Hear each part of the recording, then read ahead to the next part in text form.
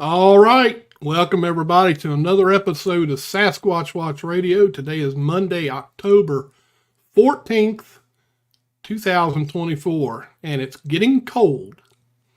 So it's about that time of year. I'm sure we're all looking forward to that. So before we get our guest on, we'll get co-host in here. How you doing this evening, Gary? Hey, Billy. Hey, everybody. How's everybody doing this evening? Yeah, I think everybody's a little cooler today. Yeah, oh, yeah. It's a lot cooler here. A lot cooler here. So how's it been going? It's been going pretty good. The weather has been a little touch and go. We had a lot of rain last night. It was heavy, lasted probably half hour or so, but man, it was really coming down. Really good. Yeah. Oh, yeah. Yeah, Mick, we're supposed to get some frost here. Not tonight, but it's coming, I believe, sometime this weekend here. So they're calling for snow for us tonight. Nice. Now, yeah. I heard up near Dolly Sods they already got a little bit. Yeah, I don't doubt that. So it's coming. And Digger Dog wants to brag, 78 degrees. Thank you, Digger Dog. Appreciate that. Giving us that nice warning. I don't think we got out of the 50s today. Yeah, we I don't know what it got to actually. I think it got we got in the 60s. So, but it sure didn't feel like it after about lunchtime. It started getting cold. So yeah, heck yeah. Well, without further ado, we're going to pull in our guest tonight, Tyler Hall from Small Town Monsters. How you doing, Tyler? Good. I'm doing good. Thanks for having me, guys. Good to have you on. And this young man to my right is my cousin Cole. He just came in from West Virginia, so he's hanging out. Cool, man. Cole he does music for me too on productions. So cool. Sweet. Very cool. Well, as you already know, Tyler, Gary is my researcher. He does a lot of digging. So I'm going to let him get to it. Well, tonight we have Tyler Hall. Tyler has been a federal law enforcement officer. He's a director and writer for Small Town Monsters. He's a makeup artist. He's been local law enforcement. And I'm going to start off tonight a little different than what I usually do. I'm going to tell a story on myself first. In 1988, I graduated high school, and 2 weeks after I graduated, I went to Marine Corps basic training on Parris Island, South Carolina. And I'm just going to put it as plain as I can. Parris Island handed me my ass more than one occasion. Probably the greatest occasion was when I went into boot camp. I weighed approximately 230 pounds. So I was overweight. So they put me on the weight restrictions. I had the two big red stripes on my shirt. Pork chop platoon. Yep. I never went to PCP. But anyway, when I first went to boot camp, I was 230 pounds. When I graduated, I weighed 140 pounds. So they whittled me down for lard real quick. The last PFT test that we take, we have already had our high and tight haircuts and all that, and getting close to graduation. And I got real weak from losing all that weight. And I failed my final physical fitness test. Mm. So they recycled me to a platoon that was on the rifle range that was doing a physical fitness test 2 days after I failed mine. And my senior drill instructor absolutely ate me alive and sent me to that unit to take another PFT. Well, when I went to that second unit, they didn't know I was overweight because I didn't look overweight at the time. And I actually got to eat a little bit. And I was, like I said, 18 years old, scared to death. It was really a dream of mine to be a Marine. And I passed that physical fitness test. And I was thrilled. I graduated with my unit and then went on into the Fleet Marine Force. Tyler had made a post in April that he had been medically discharged from the Marine Corps during boot camp. And Tyler, personally, as a Marine, I just want you to know you have absolutely nothing to be ashamed of. Well, thank you, man. I appreciate that. I really do. That's one of the most grueling things I've ever done before in my life.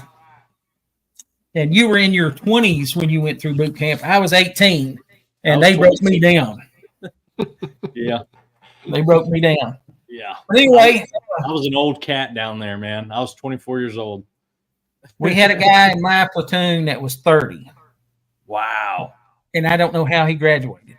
Yeah. I really don't. Well, Tyler, I want to get straight into it tonight. I've done a lot of checking up, a lot of reading, a lot of research. The first thing I'd like to talk about tonight, if you'd like to get into it, I'd like for you to tell me about your aunt's ranch in West Virginia. His mommy's ranch. Yeah. Matter of fact. So she's got about, what would you say, 10 acres? More than that. It's like about 15 acres. 15 acres. Yeah. Out in Glenjean, West Virginia. So in the New River Gorge area of southern West Virginia. And it borders the Boy Scout Jamboree property. If you don't know of that area, it's about 20,000 acres of privately owned Boy Scout camp. And up there during the off season, so fall, winter, and spring, it's completely vacant. And there's a squad base for Boy Scouts and some man-made lakes and some different stuff like that. But it's completely vacant other than the summertime. And so we started when we were in high school, probably more or less as a joke, watching, Finding Bigfoot and Unsolved Mysteries and all that Twilight Zone stuff on TV. We thought we'd do some Bigfoot calls out there. And we got it honest real quick by hearing some vocalizations one night, and it raised the hair on the back of your neck. And we were probably 16 at that point when it really happened. And that's when I knew that something existed far greater than TV. And it would holler out of the holler about a mile in, and you could hear it plain as day. And it was this guttural roar. He heard it. My aunt, his mommy heard it. I heard it. My sister heard it. And that was, that was telling to me that something's out there. Wow. Excellent. Tyler, why don't you tell us a little bit what got you started into filmmaking? Yeah, sure. So I grew up on watching horror films. I mean, as you can see behind me, that's my collection. I started collecting when I was young. Our Meemaw got me into horror. Right behind me is a poster of Army of Darkness, Sam Raimi and Ted Raimi's film with Bruce Campbell in it. And I watched that with her when I was probably 5 or 6 years old. Some of my earliest memories are watching these crazy horror films. So I became a fan really quick. And as I grew up watching horror films, I learned through, I guess, a magazine or something, or maybe like a director's commentary, that people do this for a living. So once I figured that out, I was like, well, shoot, if they can do it, maybe I can do it one day. So 12, 13 years old, I would make my own Halloween costumes with my mom. And that's when I spiked my interest in getting into special effects makeup, because we were doing some cool elaborate costumes, and started practicing on myself. Then I got into a haunted house locally called Darkwood Manor, did some special effects with them. Then met a guy named Matt Cloud when I was 15. He does independent horror films, and he mentored me through a lot of directing and writing stuff that I wanted to get into and pursue. So after that, it just grew and grew and grew, and started my career in law enforcement, but always kept filmmaking as a hobby. Made 2 short films in 2020, and just kept pursuing film throughout life. And it finally landed me in a permanent film position. So now I work as a filmmaker full time, which is incredible. I never thought that could be achievable, but hard work could pay off in that sense. Absolutely, and you do some really good work. Well, thank you. I've watched several of your shows. One of the series that you're working on right now is Bigfoot in the Shenandoah Valley. I think they call it the Shenandoah Sasquatch. Yes, sir. Shenandoah Sasquatch. Can you tell us a little bit what it was like filming with the East Coast expeditions? Yeah, sure. So I guess I'll preface it by saying coming into Small Town Monsters, I wasn't trying to become a Bigfoot researcher or a paranormal researcher in any shape or form. I truly want to be a filmmaker, and journalism is a part of this job as well. And I found that I grew and liked journalism. So that's how I approached my first couple projects with STM. And I didn't really have any connections in the Shenandoah Valley with Bigfoot researchers until I interviewed Amy Bew in Ohio. And she told me of a contact here in Shenandoah Valley by the name of Charles Kimbrough. And Charles is a BFRO researcher just right out of, over a Newmarket area. And I said, oh my gosh, I'm so close to him. We're only like 45 minutes away. So I had already had an idea to do some Bigfoot stuff here in the Valley, but I didn't, like I said, I didn't have a connection. So I friend requested Charles, but I'd forgot about it. And he had messaged me and he was like, is this, you friend requested me, is this about Bigfoot? And I was like, yes, but hold up. We'll have to get a phone call or something. I want to talk to you about a project that I had in mind. So we talked over the phone and then we met for Krispy Kreme donuts and coffee one morning. And Charles shared that his son was in the Navy. And so I saw it as a good fit, and he was a really experienced Bigfoot researcher. So I said, well, I'd like to do something with you. And that's when Shenandoah Sasquatch became a thing. And then what I didn't really know was who he had inside of East Coast Expeditions, who would be a very large part of this show, which is Devin Counts, who's Monongahela. And prior to the show, like I said, I didn't know any of this. He went by the name of Monongahela, and he more or less came out as himself, as Devin Counts, on my show, which was incredible. And as soon as I knew what I had, I knew I needed to lean on that because it was a big deal with all the stuff that Devin's doing with audio analyzation and all his spectrogram work. And they've built a Lexapro of Sasquatch sounds and what are not Sasquatch sounds, and the whole 9 yards. So you'll see that in the show. Yeah. We've discussed Monongahela before. We just recently had Charles Kimbrough on. And I know that's an Indian word, Monongahela, but I have just now found out what it means. The literal translation is falling banks, and it comes from the geological instability of the Monongahela River, where the banks are constantly falling in. Wow, I didn't know that. Yeah. Wow. Yeah. That is cool.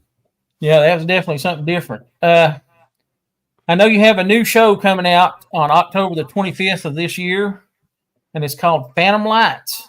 Without getting in trouble, what can you tell us about the lights? Yeah, so Phantom Lights is about an hour and 20-minute film, and we document the light phenomena or the earth light phenomena in the Chestnut Ridge region of southwestern Pennsylvania. So it's very much Appalachia, and that phenomena, I want to say, first and foremost, is very much real. I've seen it on a couple of different accounts, twice up in Pennsylvania in the Chestnut Ridge while filming the movie, and then once on his mommy's property in Glenjean. So it's very much a real phenomena. And I think the film shows the true evidence that these lights exist.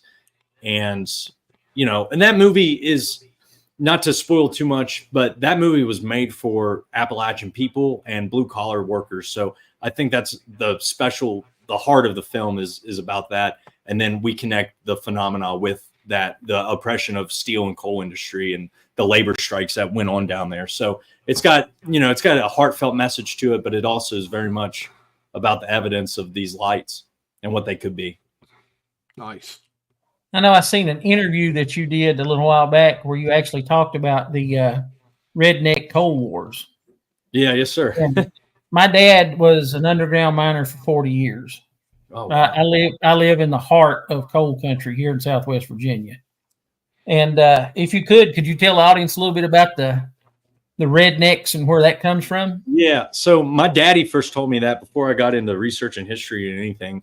And he told me, he said, you know what the word redneck means, son? He said, if anybody calls you a redneck, don't take it the wrong way because it's got a really good backstory to it. And he told me that rednecks, the coal union strikers during the coal wars of Kentucky, West Virginia, Southwestern Virginia, Pennsylvania, they would wear red bandana scarves around their neck to identify themselves as coal miners and union members. And they would wear those during strikes. And a lot of times those strikes turned bloody back in the 1950s and 60s. So, and that's where that comes from. Cool. It's excellent. I remember when I was stationed in Okinawa, Japan, I picked up the Stars and Stripes magazine, and they were talking about the coal strikes that were going on in Southwest Virginia, and my hometown was actually listed in that edition of the Stars and Stripes, and that was a pretty neat experience. Yeah, that the '80s footage of those strikes are incredible. You got all those Union guys wearing camis, like camouflage, dress, and they look. And then there's a bunch of women out there raising hell, and it's just good. Unions have become political, but back then, that's what saved people's livelihoods was the unions. Oh, yeah. Without getting political, it means a lot to me and where I come from, because our family members were coal miners. Our Uncle Ricky was a coal miner. And we used to, I used to think he was a werewolf when I was really little. He'd come in, he'd have this crazy beard, but his whole face was be just black with coal. And he'd come into Meemaw's house, and Uncle Rick was a tough son of a bitch, and he just, you could tell he's a hard worker, but he was beat down, And if it wasn't for those unions, they wouldn't have gotten much at all. There would still be, in my opinion, coal encampments and coal towns, and people would still be having to buy stuff with scribe. So yep. Yeah, we always called it script money. Or script, script. I'm sorry. Ever since I was little, I call it scribe, and my mom's like, "It's not called scribe, Tyler. It's a script." Mick has a question here. He said he hasn't seen the film. Mick, it don't come out until the 25th of October.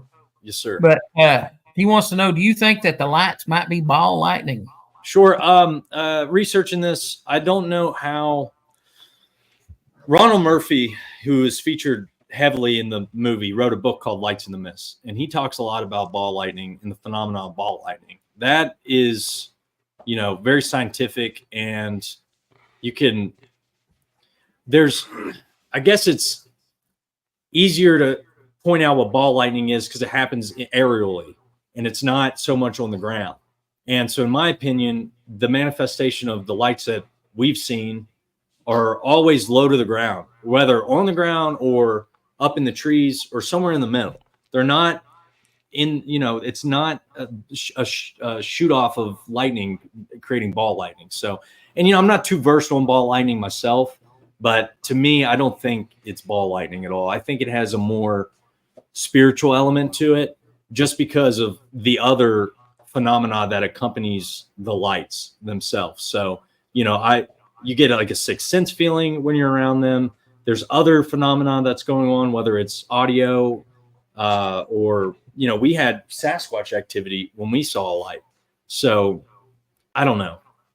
It's hard to say. And that's why, it's important to research this or try to go out and find the truth of the matter. Mick also says here that ball lightning can be occurred by geological activity. Yeah, I've heard that. And I think that is true, that, tectonic plate shifting and stuff could cause ball lightning. But I don't know. Like I said, I'm not too versed on the science of ball lightning. But I don't know.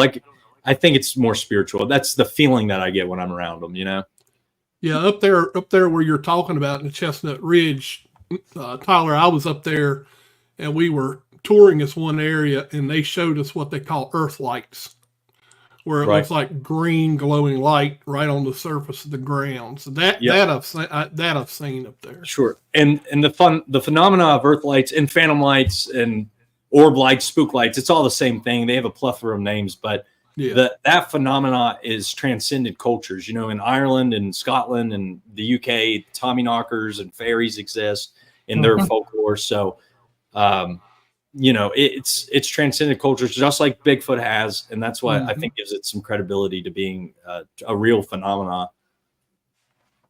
Yeah. Well, being a true Appalachian, I live in the mountains, like I said, in the heart of coal country, and most of the people here are of Scottish or Scotch-Irish descent, right? And they brought a lot of those stories with them. Of course, along with a lot of their music and things like that too. But that brought a lot of the stories of fairies and the spook lights. I've heard that my whole life, Right.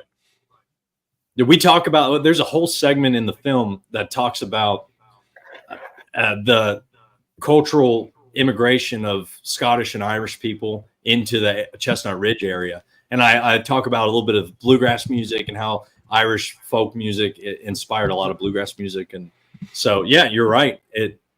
Those stories were brought over from Europe.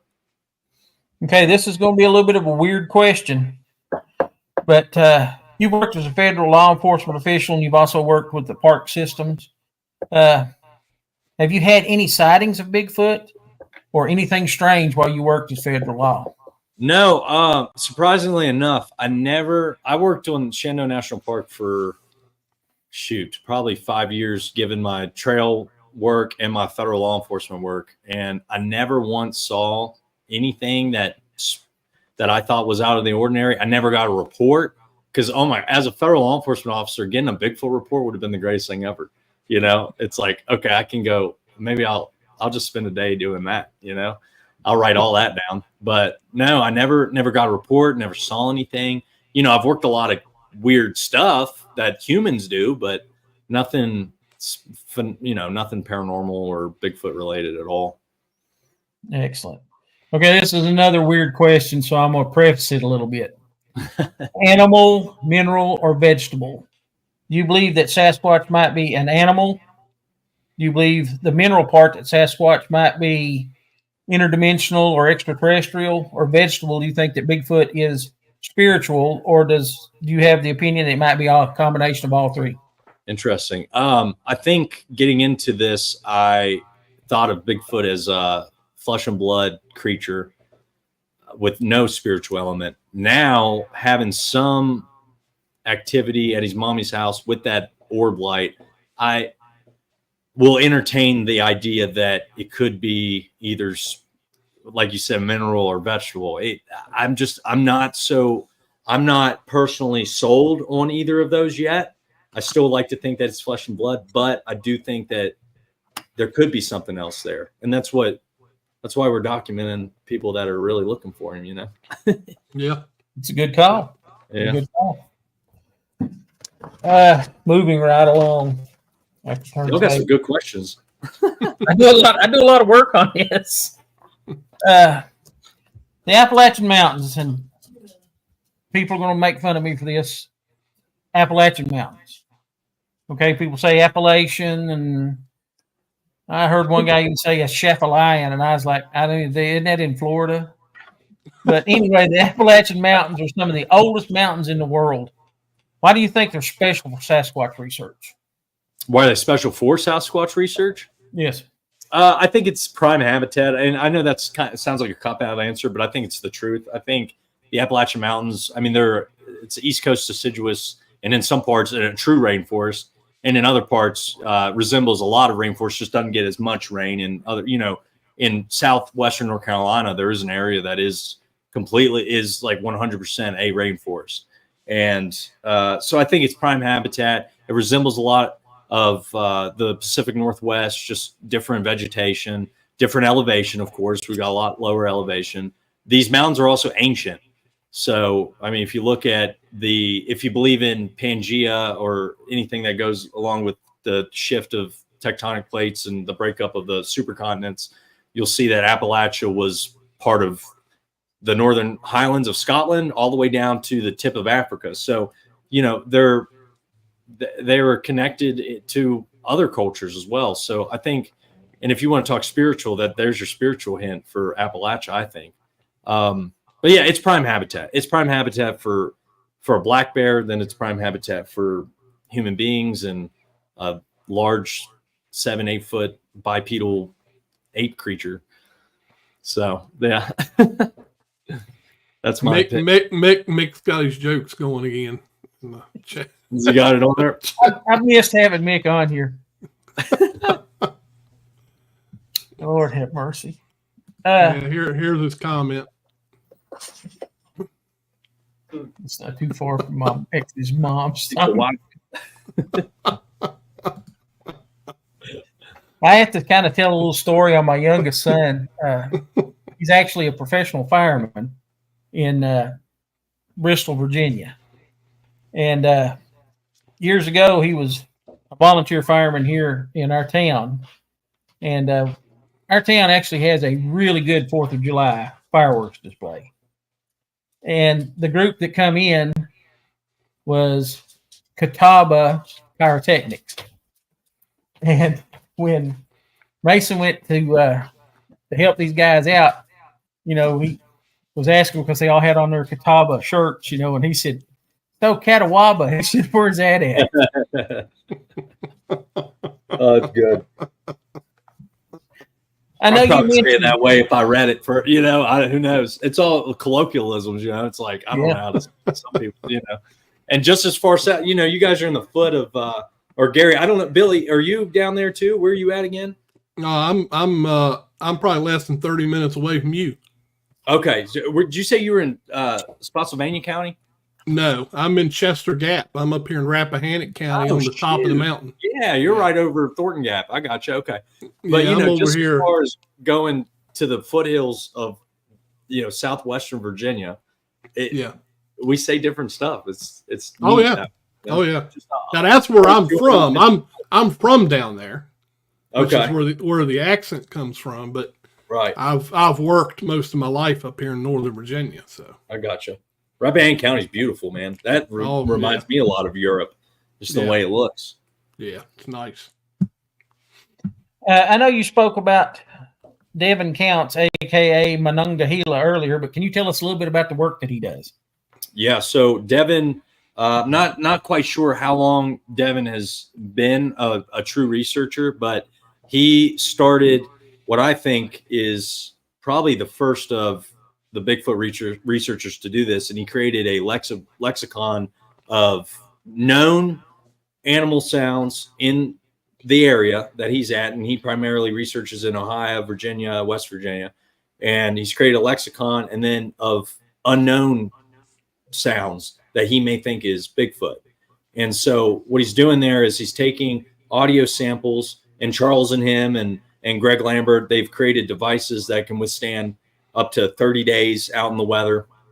And they've taken those audio samples, turn them into spectrograms on audio analyzing software, and then they can visually look at audio.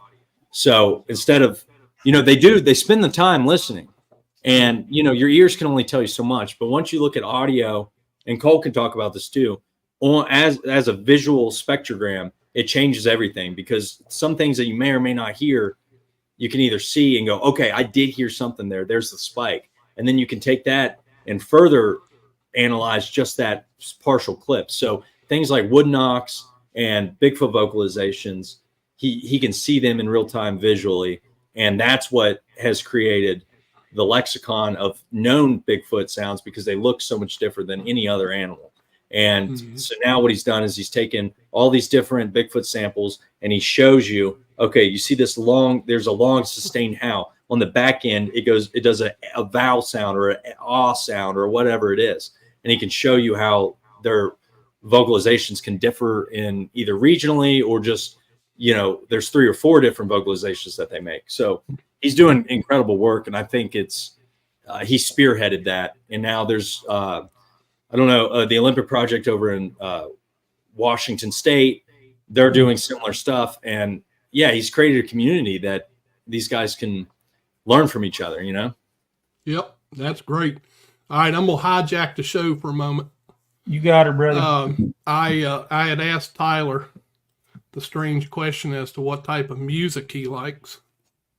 And he told me that he likes modern rock. So we got a modern rock song that was developed by AI about Tyler Hall. And the title of it is Tyler Hall's Bigfoot Quest. Here we go. All right, let's hear it.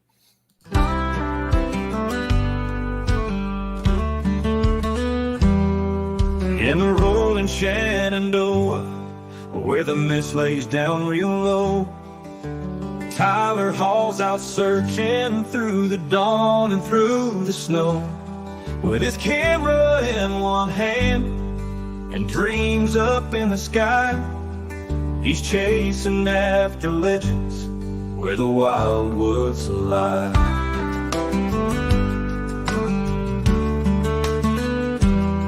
From the valley to the ridges, where the old pines start to creak, every rustle, every shadow makes his hopeful heart just peak.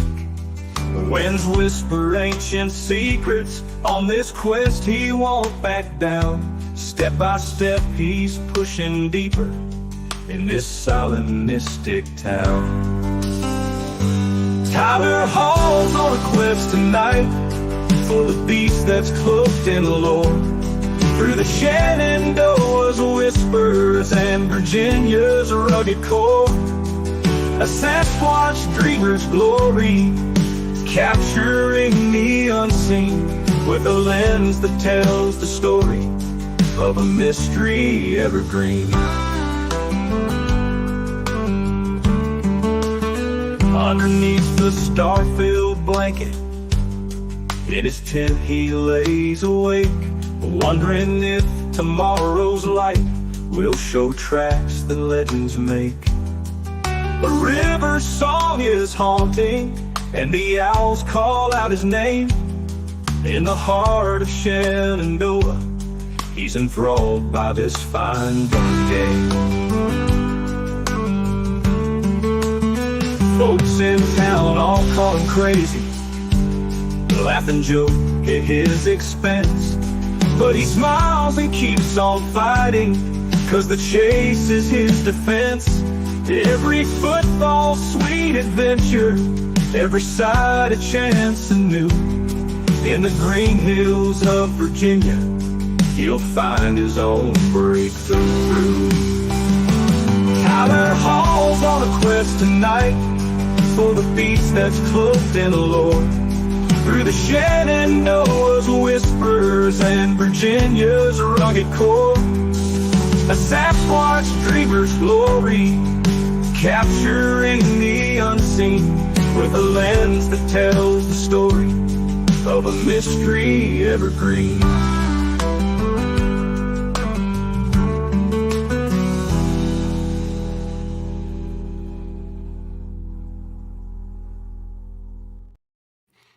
Well, that was my mistake. I was saying modern rock. It was modern country. I was going to say that's not much of a rock song, but that was good. I got to give it props. That's not bad. He had that little Eddie Vedder grunge sound to him a little bit. That's good enough for me. That, oh my goodness, that about brought a tear to my eye. The old robot. That's crazy that it could do that. That's so wild. Yeah, it's funny. We were talking. I said, "This sounds like something you and I would make." Just being stupid. Well, we've had some really, really good songs come out of that.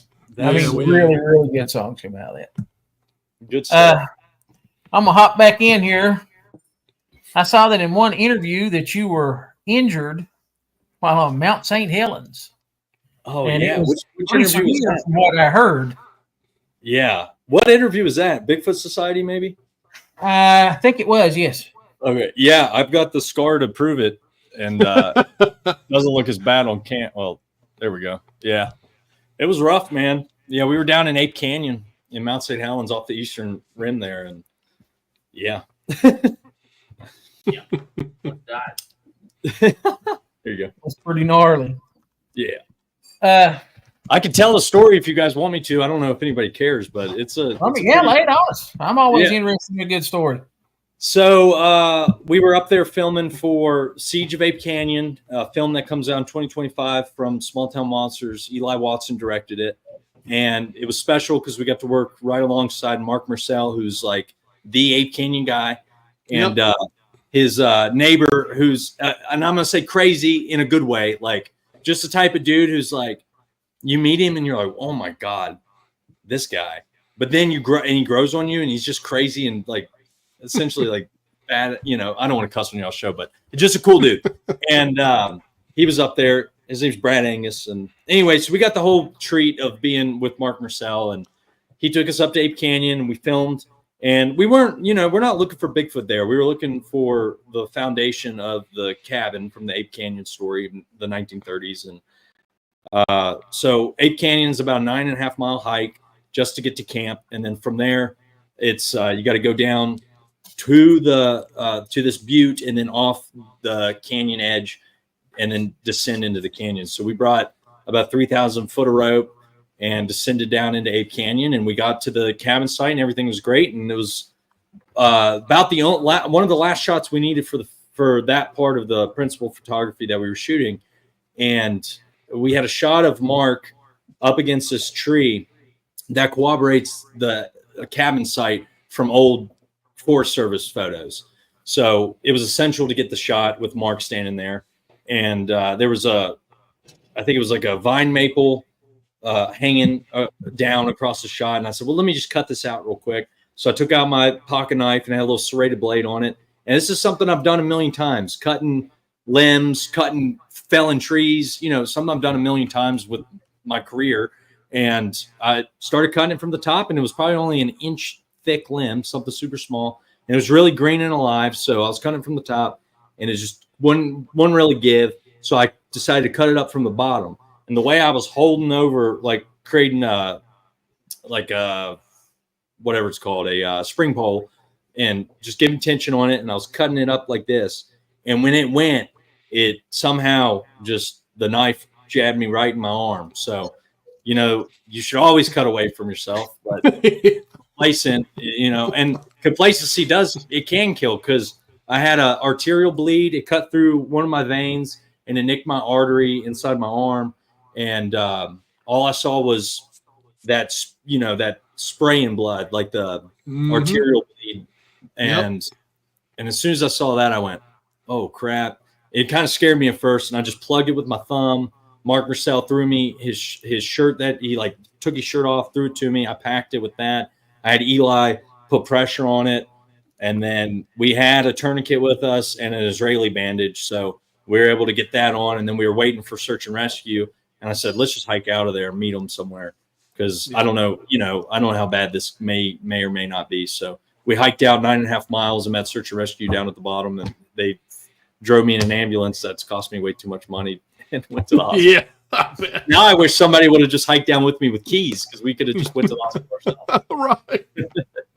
A trauma kit probably wouldn't be a bad idea to carry with you, maybe with body powder. And yeah. So the funny thing about that is I carried up about 85 pounds worth of film equipment, food, and medical gear. So I had nasopharyngeal airway. I had quick clot. I had Israeli bandages. I had tourniquets. I had, oh my God, chest seals, which, I would hope we would never need a chest seal, but right. I had it all. And I did not have any of it down there. But one of the Mitchell brothers, whom is related to one of the guys who experienced the Ape Canyon story, they had a tourniquet and an Israeli bandage. So cool. Yeah, I think it could have saved my life, but I don't know exactly how bad it was. But we went overboard.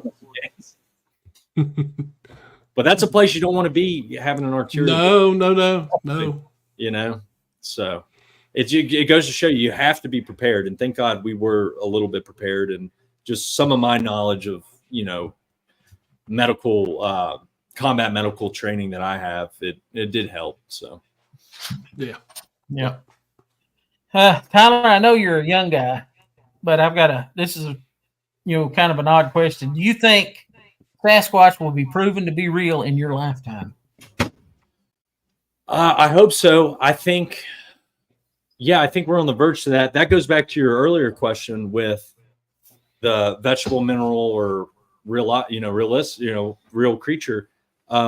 If it's not proven in my lifetime, then it's definitely one of the latter. It's definitely spiritual then. So I hope it will be. I have high hopes that it will be, but I don't know. And that's a lot of my answers is I don't know, because we're in a field of unknown. Yeah. Yeah. I say this on the show all the time. Nobody has one in their barn that they're down there checking on every day to see what's happening. Right. That's so true. And, with the amount of trail cameras that are out there and the amount of people who are doing audio recording, we have some evidence. We just don't have that definitive proof yet that science wants to see. So I don't know what it's going to take. I guess it is going to take a body, and, people are on different sides of that fence, but I don't know. I hope we're able to prove it without having to do that. Yeah. Yeah. I know Cliff Brackman was on the show a while back, and he probably had the best advice ever. If you do come across one that's dead, or you do, kill one or whatever, he said, cut a big section of it out and put it away where nobody knows where it's at, and then call the authorities. Right. Yeah. Yeah. Very true. Call the right people. And yeah. Yeah. I'm going to go cross creature here a little bit, Billy. Okay. Tyler, I know you're originally from West Virginia, and tell us what your thoughts are on the Mothman. Oh, I love Mothman. You know, we grew up hearing that. You know, everybody talked about Mothman. Mothman was like a pseudo mascot for West Virginia. So I love Mothman. I think that story, you know, I covered it in a podcast one time, and it's one of those Lover Lane type stories. You know, you had 4 young kids out at the TNT area and they experienced it. And then what I think is pretty compelling is the collapse of the Silver Bridge on the Ohio River there. So I don't know. We could talk about it. I love Mothman. I think Mothman's cool. But, you know, it's weird. It's a weird story. You know, it's a Harbinger of Doom story. It's a Lover Lane story. It's a cryptid story. So it's got a lot of elements to it that I think a lot of people don't want to believe in it. But the people of West Virginia believe in it because it's brought a lot of money to the state of West Virginia. Mm-hmm. Oh, yeah. Off air, I'll talk to you a little bit about my side of the Mothman. All right, good deal. Yeah, good deal. I saw like a large bird in North Carolina driving down to Nantahala area one night. It was probably about 2 a.m. and a large winged bird. I don't know. It was huge. It had like a wingspan of like 6 foot. Flew across my car, and I was like, "Well, I just saw that." So Mothman sure as heck could be real. I don't know what the heck I just saw. So I don't know of any bird other than like a gray herring on the East Coast that could be remotely 6 foot in wingspan. So it was huge. Well, Digger Dog jumped in and said, "Dog man." But I'm going to hop into this. Tell us about your interest in all things cryptid, because Sasquatch is not the only thing you've checked into. Right. Yeah. I'd love to do something out in Ireland on the fairy lights out there. I think I'm starting to pigeonhole myself with the Phantom Lights movie because I really enjoyed that. And that area intrigues me too, because it is so much Appalachia, and culturally it's very similar to down here. It's just they got a little bit different accent. They got that Pittsburghese accent. And they're Yanks, you know, so it's a little bit different. But my girlfriend's from up there. She's from Pittsburgh area. And so I fell in love with Pennsylvania after I hated it for a long time because I'm a West Virginia Mountaineer fan. So, but yeah, the lights are on my radar, huge right now. I think I'd really like to cover some more local stuff. The mausoleum thing that you guys saw was just like a tip of the iceberg on that story. I'd like to get more into the paranormal ghost stuff. Ron Murphy and I have talked about doing a vampire documentary and like the Kentucky vampire stuff and the New Orleans vampire stuff. So I'd like to dig into that, and then just go crazy and talk about Hollywood vampires and whatever. So I love it all, man. Okay, I may be treading on some thin ice here, but I'm going to throw it out there. Can you tell us a little bit about your Shenandoah Sasquatch series? I've watched the 2 that's out now, and I think they're phenomenal myself. Thank you. Just talk about it, just in general. Yeah, can you just let us know what might be your end goal, or how much you've completed, or? Yeah, so we've got about 4 episodes filmed. The next episode is going to kind of be like a slow burn. I sat everybody down and they analyzed audio for like 2 hours. So I really wanted to show the audience what that work is like and how it goes down. And I know some people are going to tune out of it, but I think it's important to show people the work that goes into it. So that's what episode 3 is gonna be all about. And then I'd like to go back to get everybody together and do another expedition in November, because they like to tell me that they don't research a whole lot in the summertime because there's just too much foliage. And once the leaves drop, that's when they really like to get out in the woods. So I'd like to go back out and finish the series with another expedition and get boots on the ground again. That was one of the comments I made, Tyler. I don't know if you saw it or not. I made a comment on the episode, is that people need to understand when you out in the woods, they see these television programs, so they think that every time you go out, you hear a twig snap or something throws something at you, or you hear a howl.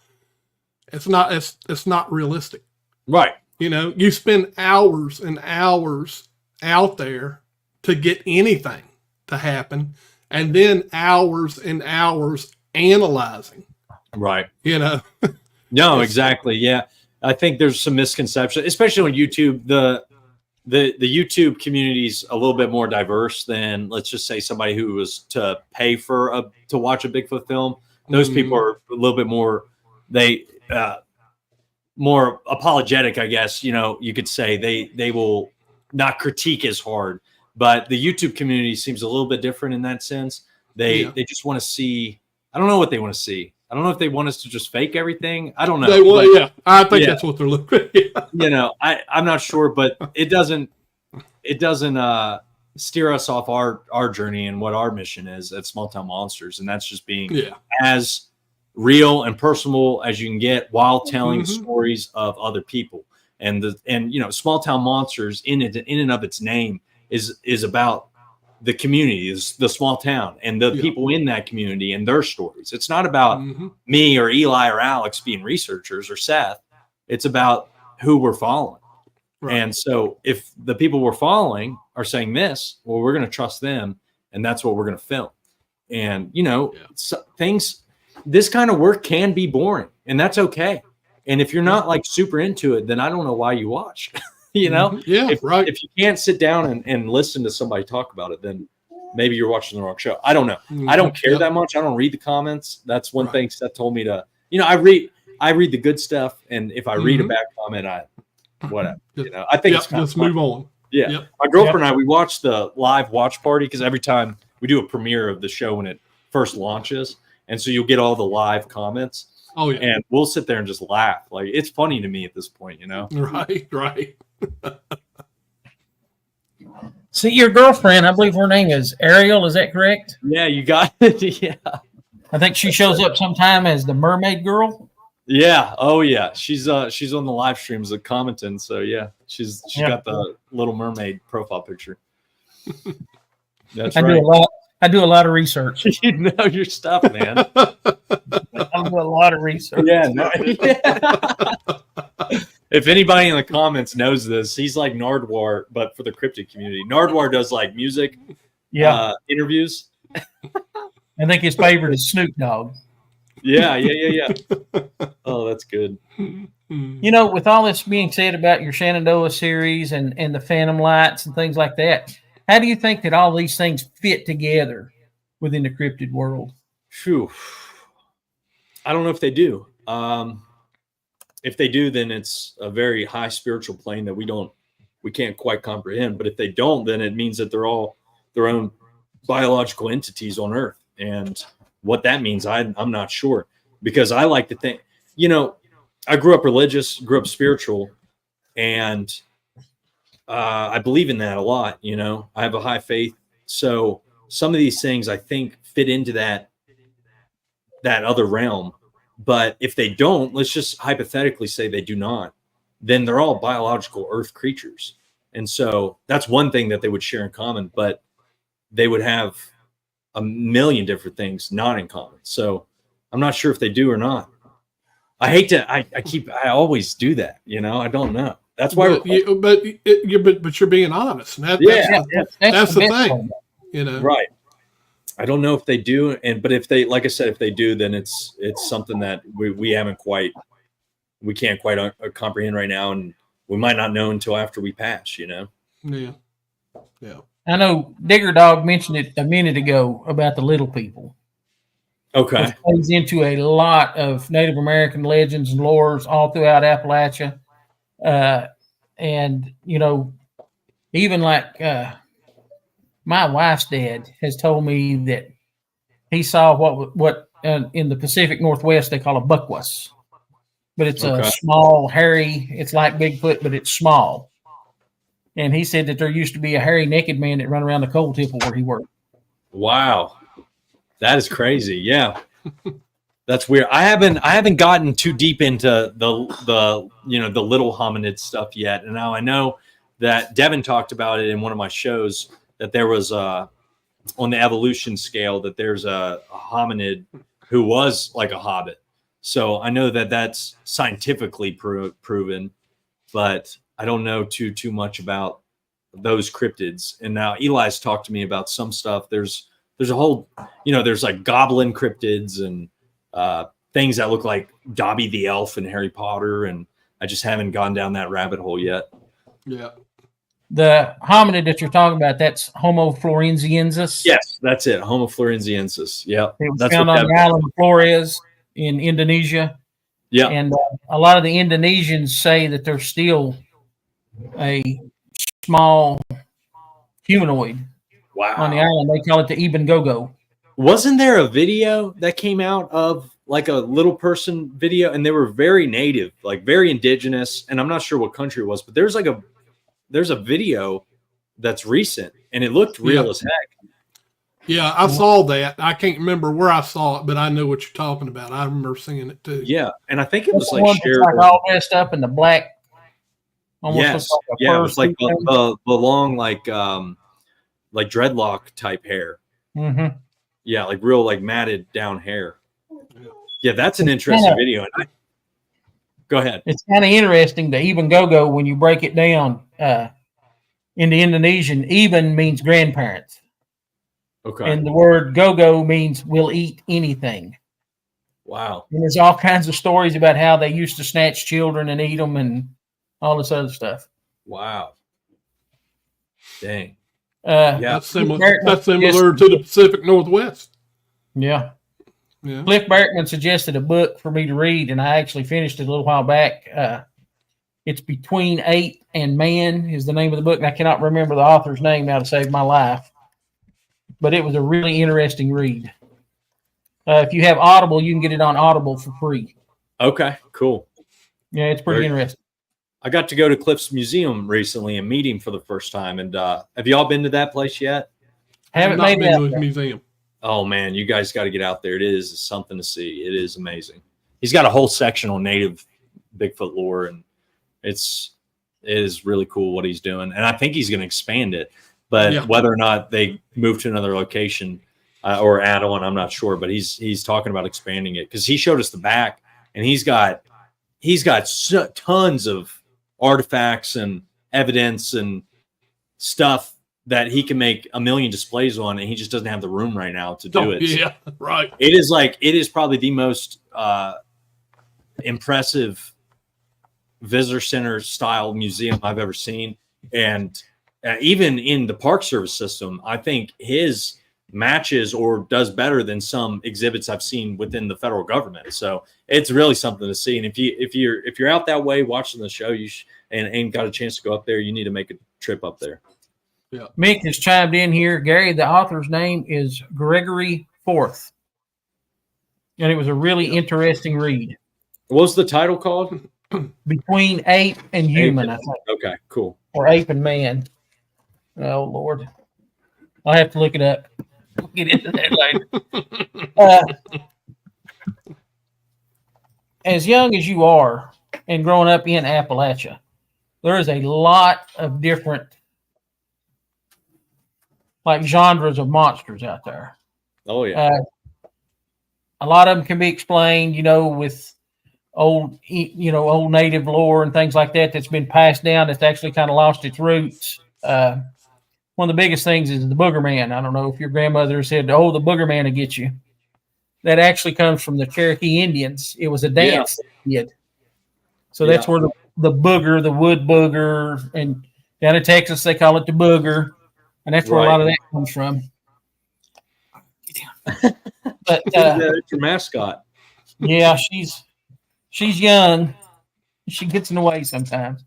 But with all these things out there, what do you feel is like the most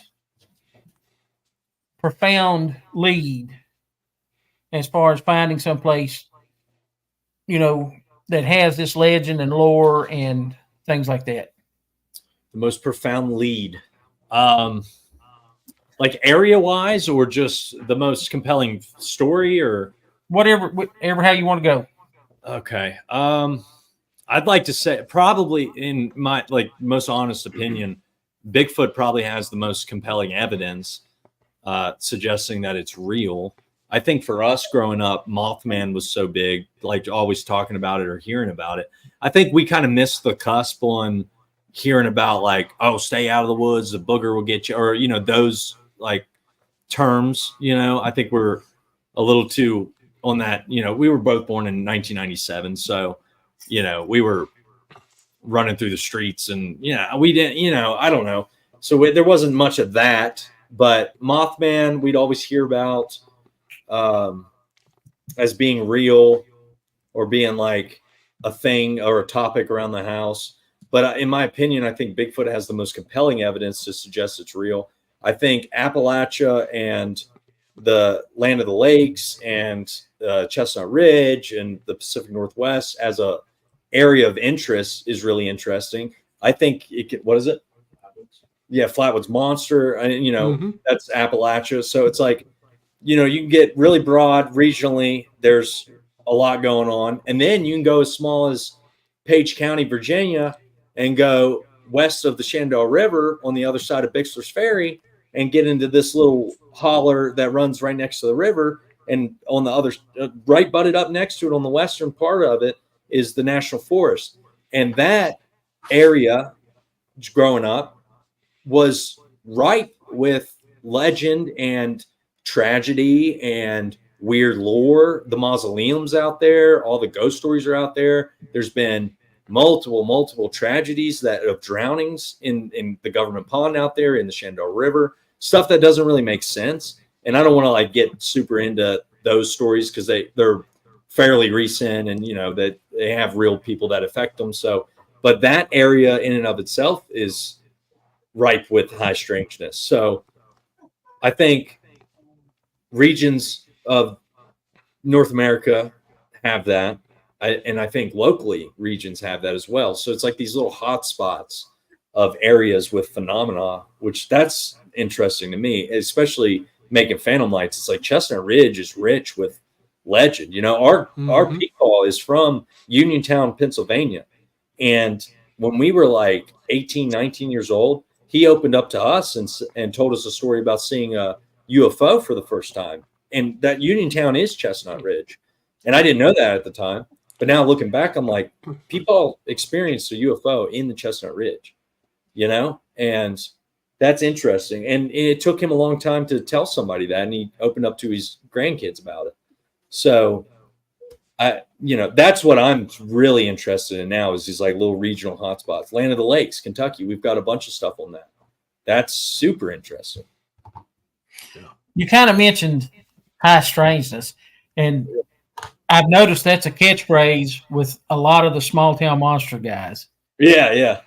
You have stated that you have a particular sense when it comes to the high strangeness. And you did elaborate a little bit about that. Yeah, my mommy, I don't want to like reiterate a lot of stuff that I've already said on other shows, but it's like it is the truth. So I guess it'll sound, if you watch my other stuff, it'll just kind of sound like I'm reiterating stuff. But my mom has always sensed paranormal stuff, ghosts, and I think it passed down to me a little bit. I've got that sixth sense. You can ask him, in my life in general, outside of paranormal stuff, the weirdest shit happens. It's just always something crazy happening in my life. And that's something I don't really talk about on podcasts, and I won't talk about on podcasts, but there's been a lot of weird stuff. So I think that plays a part. His mom is weird like that. When they bought that house in Glen Jean, they dug up floorboards, and there's like, well, no, the story, you should tell this, the story of the wheelchair that found its way back to the house. All right. You want me to chime in? Yeah, talk about it. It's just like our family has that. Our Meemaw experience stuff, the Whipple Coal Company store in Mossy, West Virginia, or I guess it's Red Star, but in that, dude, it's just all weird stuff, and it's part of our family, I think. But he's got a great story, man, about that wheelchair. Go ahead. All right, I'll chime in real quick. So my parents bought this. All right, my parents bought this house. I don't know the exact year this place was built, but it was basically the foreman of the coal mines home. So that whole area down there it's right up from the Whipple Coal Company, where they had where you had to pay in, what was it, script? Yeah, script. All that. But that was like the foreman's house, and really, really old house. Anyway, there was his mother lived in the house and was wheelchair bound, right? It was one of those wheelchairs that would lay back so that she could sleep in it. Had the toilet under it where she could use the bathroom and everything in it. And well, my aunt that lives 20 minutes away down the way or whatever, she's wheelchair bound and she's a doctor. And so she bought this wheelchair to stick in her house from I think it was an antique. It was like a flea market. Yeah, she bought an antique. She bought just because she thought it was cool. She just thought it was a cool medical thing. And she had it in the house. Come to find out, that wheelchair belonged to the mother of the foreman that lived in our house. And so my mother was like, wow, that chair belongs to this house. You know what I mean? We have to get that back. And ended up buying it from her sister, my aunt, and keeping it in the house. And it was crazy because it made its rounds. It was sold and bought so many times, and it ended up in my mom's sister, my aunt's possession. And there's just so much behind that. It turned out that this wheelchair stayed in our now dining room, and that was her room where she passed away, in that wheelchair. And there's a light actually in that room that stays on constantly. And when they bought that house 15 years ago, they said this light stays on in this room because the mother kept this light on. It's what just made her feel safe and things. And if that light went out, she would scream and go crazy, and it would scare her to death. So when they purchased that house, they left that light on. It's like a fluorescent light above the windowsill. And they said that light's been on. It stayed on for who knows how long. And since we purchased that house, that light has stayed on and has never burned out to this day. And it has been It's like an old fluorescent. It's like a fluorescent light, and it's been well over 20 years or something along like that. And it has never burnt out or flickered once. So we keep that on as keep the spirit and that happy. ballast is original. It's all original. All the old electric. Yeah. So that light has stayed on and has never burnt out, and still stays on to this day in that room where that woman died, and now the wheelchair remains in that same room. Yeah. That brings a whole new meaning to the word spook light. That's exactly right. That light does not go out. About that. Yeah. Well, that's funny, Tyler. Sounds like you and I have something in common. Okay. When I go out, if something's going to happen, I pretty much know it. Yeah. Because I feel it. Mm-hmm. I've always been like it, and it can't be explained. So what you said earlier is correct. It's not something that you talk about, number one. And number two, it's not something you can explain. No, it's not. So, it's just there. That's all you can say about it. So. Yeah. Now I get enough weird looks when people find out I'm into Bigfoot. So He's a Marine and he's into Bigfoot. This guy's crazy. That's right. That's right. actually, there's a lot of Marines that believe in Bigfoot. Oh, yeah. That's because Yes. Marines know what's up, man. Marine Corps knows what's up. Have you ever heard of the Quantico monster? No. Quantico monster? No way. Yeah, there's a Bigfoot type creature that's several. Okay, I think I've heard of the Bigfoot. I think I have heard of Bigfoot sightings over in Quantico. Okay. Yeah. Yeah, Gotcha. and there has been at least several hundred Marines that have seen it. Wow. Well, they're all officers. They're on Quantico, so should we trust? I know you've heard of the Mount Vernon monster. No, I haven't. Yeah, Mount Vernon monster. I've got it. My friend was on the Fairfax County Police Department back. When was that? That was in the late 70s, I believe. Yep. Where people over there in Mount Vernon were having sightings, and the neighbors were seeing it coming to the houses, and somebody had called the police, and my buddy was on the police department at that time, and he was one of the investigators that went out there. And they went out and searched the woods, and then they were pretty satisfied that people were making up stories, so they loaded up all their stuff and left. He stayed behind.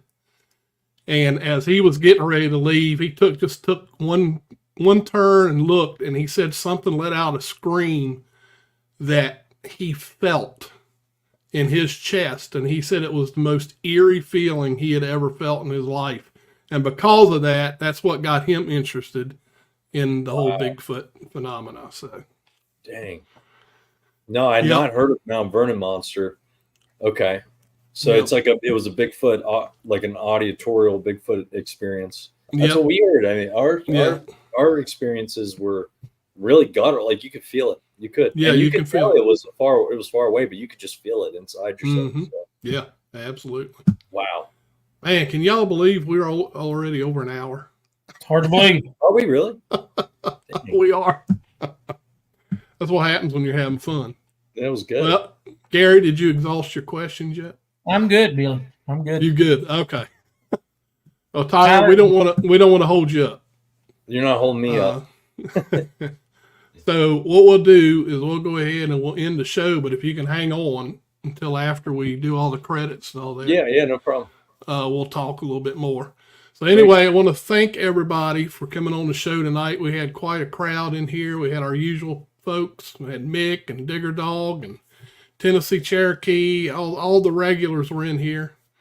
So we appreciate you guys. And the ones that's not in the chat, because we know there's a lot more listening than what's in the chat. So just to let you all know, if you watch this on YouTube, then you have access to the chat.